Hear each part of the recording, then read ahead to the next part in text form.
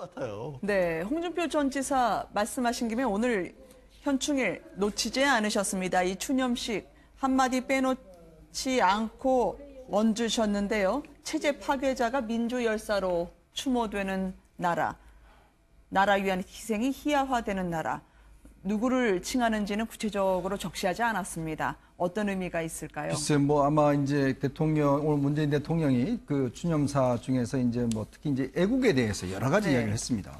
어떤 뭐 산업화라든지 또 여러 가지 민주열사라든지 뭐 이런 부분에 대한 애국의 개념 자체를 상당히 폭넓게 이제 이야기를 하셨어요. 네. 근데 이제 지금 이제 홍준표 전 지사의 이야기를 보면 결국 이제 민주열사, 그러니까 체제 어떤 파괴하는 사람이 민주열사로 추모되는 날이다. 뭐 이렇게 이제 비난했는데, 물론 뭐 이런 문제를 제기를 할 수 있다고 봅니다. 근데 오늘만큼은 정말 이런 문제를 보다는 오히려 정치인들이 정말 마음을 합해서 오히려 정말 나라를 위해서 가신 분들에 대한 좀 더 추념했던 것들을 좀 함께 해야 되는 그런 날 아닌가요? 네. 저는 그런 면에서 보면 참 오늘 그 현장을 저도 보면서 눈물이 울컥 났었는데, 사실은 나라를 위해서 그 어린 나이에 전부 다 학도행으로 끌려가고 또 참전하고 또 어떤 그런 분들, 그러니까 참 우리가 알려지지 않는 많은 또 이제 소방대원들 또 이런 분들 많지 않습니까? 네. 이제 그런 분들이 오늘 가서 그래도 함께 나라를 위해서 했다라는 것에 대해서 서로 격려하고 또 감사의 마음을 전하는 저는 그런 날이었다고 보거든요. 정치인도 마찬가지입니다.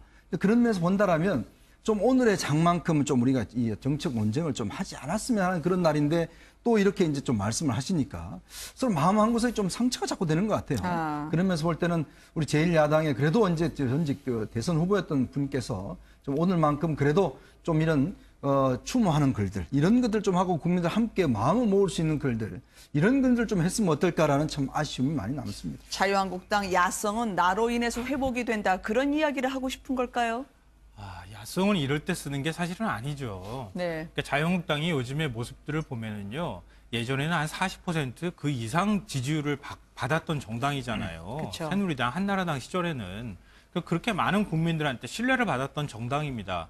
근데 지금 정당 지지율 보면은 10% 겨우 될까 말까 한 정당. 국민의당에도 뒤지죠? 네. 그 수준으로 떨어진 거예요. 근데 왜 그렇게 됐는가 이렇게 보면은 스스로 그 길을 자처해서 가고 있는 거라고 저는 생각이 돼요. 그러니까 지금 정치인들한테 요구되는 가장 큰 덕목은 포용이고 우리 사회의 미래를 위해서 어떻게 정치인이 제대로 된 모습을 보여주는가를 국민들이 그 어느 때보다 냉철한 눈으로 좀 쳐다보고 있다는 사실을 기억해야 하는데 지금 자유한국당은 오히려 거꾸로 길을 가고 있어요. 네. 그러니까 오히려 싸우는 방향으로 나를 지지하고 있는 한 20%? 아니 20%도 지금 안 되는 거죠. 한 10% 정도의 그 사람들을 위해서 정치를 하고 그 사람들을 똘똘 뭉치게 하면은 언젠가 그 옆으로 많은 사람들이 모여오고 뒤따라오는 사람들이 생겨나서 우리가 다시 40% 이상의 정당이 될 것이다. 이런 생각을 하고 있는 거 아닌가 싶은 생각이 들고요. 그리고 오늘 SNS에 올린 글을 보면서 저는 도저히 납득이 안 되는데요. 뭐냐면 체제를 파괴하라는 사람들이 민주열사로 추모가 한다 이렇게 얘기했는데 독재 체제를 파괴하려고 했던 사람이 그런 사람들이 바로 민주열사입니다. 근데 그런 사람들을 지금 체제를 파괴했던 사람이라고 얘기한다고요? 언제 네. 민주체제를 파괴했습니까? 독재를 파괴했지? 그런 사람들을 지금 민주열사에 얘기를 하는 것이고 그런 분들까지 지금 우리 사회를 위해서 지금 오늘날 대한민국을 만들기 위해서 희생하고 헌신하고 노력해왔던 분들에 대해서 우리가 모두 함께 이제는 그분들의 공을 기리고 그분들의 공을 제대로 평가하자고 얘기하는 자리에서 그 사람들의 얘기까지 좀 이렇게 폄훼하고 이렇게 하는 게 과연 맞습니까? 어때요, 보세요, 변호사님? 왜냐하면 대선 당시 지역 기반으로 삼았던 대구, 경북, 영남권을 이제 돌겠다고 하거든요. 인사도 하고. 다만 한때 여당이었던 자유한국당의 대선 패배 이후의 당의 미래는 홍준표 전 지사 아니면 당권 경쟁. 그렇게만 모아지는 부분에 대해서 국민들이 하고 싶은 말이 또 있을 것 같습니다. 네, 정치인이라면은 자신의 말과 또 자신의 행동이 국민들한테 어떻게 비춰질 것인지를 면밀하게 네. 계산해야 된다라고 생각을 하고 또 일반 국민들 그렇게 기대하고 있습니다. 그런데 오늘 정우택 그 대표의 행동이나 홍준표 그 전 후보의 말은 그 도저히 계산된 것이라고 보기 어렵지 않나 그 생각이 들고요. 네. 그다음에 이것이 지금 현재 자유한국당의 수준이 아닌가. 그렇기 때문에 지지율이 이렇게 떨어지는 것이 아닌가. 네. 일단 그런 생각이 드네요. 네. 자유한국당은 곧 홍준표 전 지사가 바른정당과도 함께 통합을 이루겠다고 얘기하는데요. 이 와중에 김무성 바른정당 의원이 아프리카로 갑자기 출장을 떠난 것으로 알려졌습니다. 지금 외교통상이 소속된 걸로 알고 있기 때문에요. 내일 강경화 후보자 청문을 하셔야 될 분 같은데요. 이 아프리카행 어떻게 된 건가요? 지금 일단 아프리카의 이제 아랍에미리트 연합에 그쪽으로 이제 아마 방문을 좀 하신다고 하는데요. 네. 지금 일단 지금 외교통상위원이시잖아요. 그리고 지난번에 네. 이제 그 어떤 일본도 잠시 다녀오시고 뭐 그 가망 때문에 참 논란이 됐지만, 근데 지금 일단 이제 내일 하면 청문회인데 청문회 때 이를 피하고 있나 원래 이제 예전부터 간다는 이야기는 예전부터 있었습니다. 네. 그래서 그쪽에 뭐 코이카 관련해서는 사업들을 보러 가신다고 되어 있었는데 일단 지금 뭐 아무래도 외교통상위원이니까 제일 중요한 게 지금 청문회지 않습니까? 네. 근데 이제 본인은 여러 가지 좀 청문회 참석한다는 것 자체가 좀 정치로 애매했을 것 같아요. 왜냐하면 지금 상황에서 강경화 후보를 좀 몰아붙여서 뭘 한다는 것도 그렇고 네. 또 그렇게 안 하자니 또 이게 또 여러 가지 오해를 받을 수 있을 것 같고 또 본인의 처지 자체가 지금 바른정당 내에서도 지금 상당히 좀 갈피를 못 잡고 있는 그런 상황 아니겠습니까? 아마 이런 어떤 김무성 전 대표의 그런 본인의 어떤 처한 상황 자체가 아마 이런 어떤 지금 외유를 이야기해주고 있는 것이 아닌가. 지금 어디에도 지금 어떤 점에서 보면 좀 발붙일 곳이 없는 좀 어떤 입장이 애매모호한 이런 측면 때문에 자꾸 이렇게 외국으로 돌아다니시는 게 아닌가라는 좀 그런 좀 해석을 좀 해봅니다. 그 말씀 그대로 간단하게 하면 예전에 있던 노룩 패스를 그대로 적용하면 되겠네요. 네. 아무데도 안 쳐다보고 눈길 주고 싶은 데가 없으니까 그냥 휙 나는 다른 데로 나가겠다는 의미에서 또 하나의 노룩 패스네요, 이것도. 이게 지금 그 김무성 전 대표 입장에서는요, 약간 도 닦는 기분일 거라고 생각해요. 네. 그러니까 지금 자유한국당이나 바른정당이나 지금 보수가 너무 지금 국민들한테 제대로 된 평가를 못 받고 스스로도 이제 국민들한테 점수를 얻을 일들을 많이 만들지 못했던 게 사실이거든요. 이번 대선 기간 동안의 지지율도 사실은 뭐 그렇게 높았다고 볼 수는 없는 상황이고요. 네. 뭐 자유한국당 내부의 뭐 갈등도 마찬가지고 바른정당 안에서도 본인이 사실 지금 할 역할이 마땅치 않다.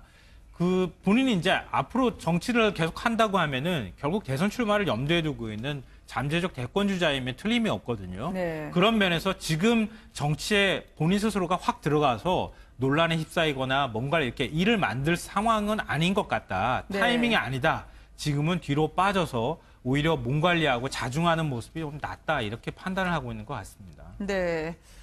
이달 초까지 강경화 후보자 자료를 수십 건 외교부에 요청을 했다고 하는 김무성 전 대표였습니다. 아무래도 바른정당 입장에서는 당 내에서도 강경화 후보자를 통과시켜줘야 되느냐 마느냐를 놓고 각각의 지도부 사이에서도 의견이 엇갈리는 것 같아요. 내일 청문회 일명 슈퍼 수요일이라 부르는 이 후보자들 청문회에서는 과연 강경화 후보자 오늘 외교부 차관이 유임이 되지 않았습니까? 그렇죠. 이 청와대의 고민이 혹시 단적으로 드러나는 대목이 아닐까라고 하는 분석도 나오던데요. 지금 일단 뭐 김목이 지금 이제 안보실 2차장도 김목이 아니죠. 이제 그 안보실 2차장도 지금 이제 낙마를 하시고 네. 또 이제 지금 현재 그 강경호 후보자도 지금 상당히 애매한 위치에 있지 않습니까? 네.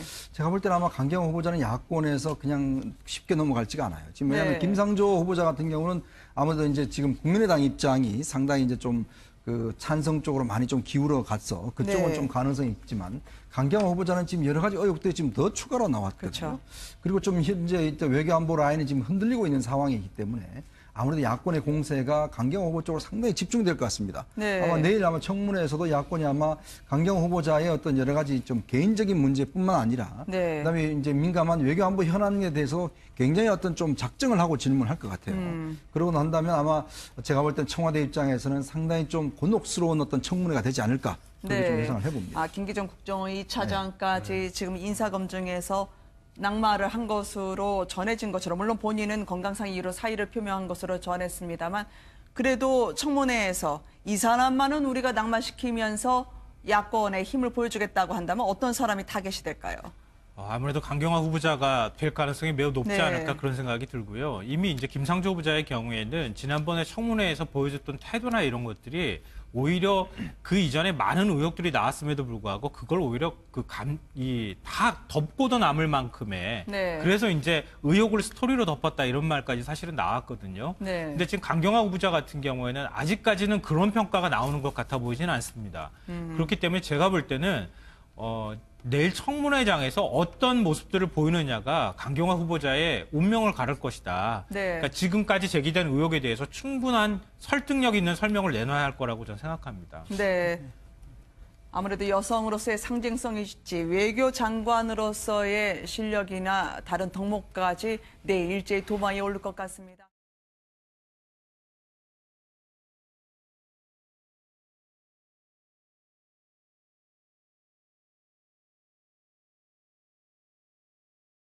그래서 저는 도저히 납득이 안 되는데요. 뭐냐면 체제를 파괴하라는 사람들이 민주열사로 추모가 된다 이렇게 얘기했는데 독재 체제를 파괴하려고 했던 사람이 그런 사람들이 바로 민주열사입니다.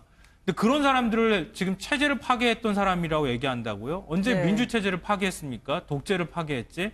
그런 사람들을 지금 민주열사에 얘기를 하는 것이고 그런 분들까지 지금 우리 사회를 위해서 지금 오늘날 대한민국을 만들기 위해서 희생하고 헌신하고 노력해왔던 분들에 대해서 우리가 모두 함께 이제는 그분들의 공을 기리고 그분들의 공을 제대로 평가하자고 얘기하는 자리에서 그 사람들의 얘기까지 지금 이렇게 폄훼하고 이렇게 하는 게 과연 맞습니까? 어때요, 보세요, 변호사님? 왜냐하면 대선 당시 지역 기반으로 삼았던 대구 경북 영남 하시니까 서로 마음 한 곳에 좀 상처가 자꾸 되는 것 같아요. 아. 그러면서 볼 때는 우리 제1야당에 그래도 언제 전직 대선 후보였던 분께서 좀 오늘만큼 그래도 좀 이런 추모하는 글들 이런 것들 좀 하고 국민들 함께 마음을 모을 수 있는 글들 이런 글들 좀 했으면 어떨까라는 참 아쉬움이 많이 남습니다. 자유한국당 야성은 나로 인해서 회복이 된다. 그런 이야기를 하고 싶은 걸까요? 야성은 이럴 때 쓰는 게 사실은 아니죠. 네. 그러니까 자유한국당이 요즘의 모습들을 보면은요. 예전에는 한 40% 이상 지지율을 받았던 정당이잖아요. 그쵸. 새누리당, 한나라당 시절에는 그렇게 많은 국민들한테 신뢰를 받았던 정당입니다. 근데 지금 정당 지지율 보면은 10% 겨우 될까 말까 한 정당. 국민의당에도 뒤지죠? 네. 그 수준으로 떨어진 거예요. 근데 왜 것 같아요. 네, 홍준표 전 지사 말씀하신 김에 오늘 현충일 놓치지 않으셨습니다. 이 추념식 한마디 빼놓지 않고 얹으셨는데요. 체제 파괴자가 민주열사로 추모되는 나라 위한 희생이 희화화되는 나라. 누구를 칭하는지는 구체적으로 적시하지 않았습니다. 어떤 의미가 있을까요? 글쎄 뭐 아마 이제 오늘 문재인 대통령이 그 추념사 중에서 이제 뭐 특히 이제 애국에 대해서 여러 가지 네. 이야기를 했습니다. 어떤 뭐 산업화라든지 또 여러 가지 민주열사라든지 뭐 이런 부분에 대한 애국의 개념 자체를 상당히 폭넓게 이제 이야기를 하셨어요. 네. 근데 이제 지금 이제 홍준표 전 지사의 이야기를 보면 결국 이제 민주열사, 그러니까 체제 어떤 파괴하는 사람이 민주열사로 추모되는 날이다. 뭐 이렇게 이제 비난했는데 물론 뭐 이런 문제들을 제기를 할 수 있다고 봅니다. 근데 오늘만큼은 정말 이런 문제를 보다는 오히려 정치인들이 정말 마음을 합해서 오히려 정말 나라를 위해서 가신 분들에 대한 좀 더 추념의 어떤 것들을 좀 함께 해야 되는 그런 날 아닌가요? 네. 저는 그런 면에서 보면 참 오늘 그 현장을 저도 보면서 눈물이 울컥 났었는데 사실은 나라를 위해서 그 어린 나이에 전부 다 학도행으로 끌려가고 또 참전하고 또 어떤 그런 분들, 그러니까 참 우리가 알려지지 않는 많은 또 이제 소방대원들 또 이런 분들 많지 않습니까? 네. 이제 그런 분들이 오늘 가서 그래도 함께 나라를 위해서 했다라는 것에 대해서 서로 격려하고 또 감사의 마음을 전하는 저는 그런 날이었다고 보거든요. 정치인도 마찬가지입니다. 그런 면에서 본다라면 좀 오늘의 장만큼은 좀 우리가 이 정책 논쟁을 좀 하지 않았으면 하는 그런 날인데 또 이렇게 이제 좀 말씀. 왜 그렇게 됐는가 이렇게 보면은 스스로 그 길을 자처해서 가고 있는 거라고 저는 생각이 돼요. 그러니까 지금 정치인들한테 요구되는 가장 큰 덕목은 포용이고 우리 사회의 미래를 위해서 어떻게 정치인이 제대로 된 모습을 보여주는가를 국민들이 그 어느 때보다 냉철한 눈으로 좀 쳐다보고 있다는 사실을 기억해야 하는데 지금 자유한국당은 오히려 거꾸로 길을 가고 있어요. 네. 그러니까 오히려 싸우는 방향으로 나를 지지하고 있는 한 20%? 아니 20%도 지금 안 되는 거죠. 한 10% 정도의 그 사람들을 위해서 정치를 하고 그 사람들을 똘똘 뭉치게 하면은 언젠가 그 옆으로 많은 사람들이 모여오고 뒤따라오는 사람들이 생겨나서 우리가 다시 40% 이상의 정당이 될 것이다. 이런 생각을 하고 있는 거 아닌가 싶은 생각이 들고요. 그리고 오늘 SNS에 올린 글을 보면